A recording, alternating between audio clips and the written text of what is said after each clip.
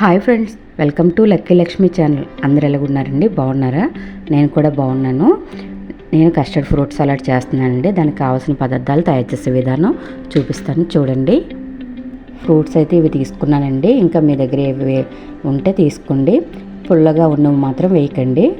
అలాగే custard powder, పాల packet, ఒక హాఫ్ కప్పు షుగర్ తీసుకున్నానండి.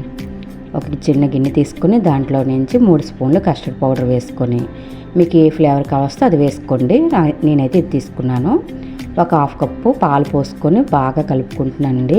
ఉండలు కట్టకుండా బాగా కలుపుకుంటున్నాను.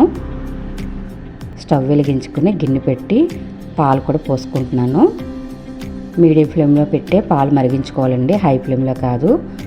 పాలు మాత్రం మీగడ కట్టకుండా కలుపుతూ ఉండాలి. ఇప్పుడు ఒక హాఫ్ కప్పు షుగర్ కూడా వేసేసుకుంటున్నానండి. అది కూడా కలిసిపోయాక మనం ముందుగా కలిపి పెట్టుకున్న కస్టర్డ్ పౌడర్ కూడా వేసుకోవాలండి. ఇది మాత్రం బాగా కలుపుకుండాలి, అడుగు పట్టేస్తుందండి. అందుకని కలుపుతూ ఉండాలి. ఎందుకంటే అలా చిక్కబడుతుంది కదా. ఇప్పుడు స్టవ్ ఆఫ్ చేసేసుకోవడం అండి. స్టవ్ ఆఫ్ చేసేసా కూడా మనం గిన్నెలో ఉన్న పాలను మాత్రం అలా కలుపుతూనే ఉండాలి. ఎందుకంటే మేగడ రాకూడదు అన్నాను కదా. ఇది బాగా చల్లారాక ఒక 2 అవర్స్ మాత్రం ఫ్రిడ్జ్లో పెట్టేసుకోవాలండి.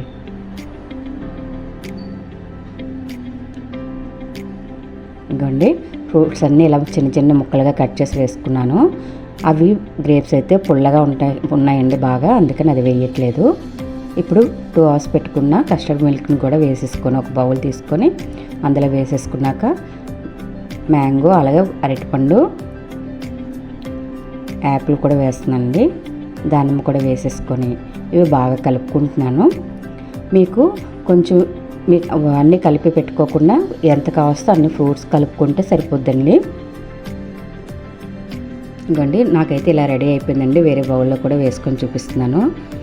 ఈ వీడియో కనుక నచ్చితే లైక్ ఇవ్వండి. కొత్త వారు ఎవరైనా చూస్తుంటే సబ్స్క్రైబ్ చేసుకోండి. పక్కనే ఉన్న బెల్ ఐకాన్ని క్లిక్ చేయండి. మంచి మంచి కుకింగ్ వీడియోస్తో వస్తూ ఉంటానండి. మీకోసం కూడా పెడుతున్నాను, తినేసి వెళ్ళండి. Bye friends.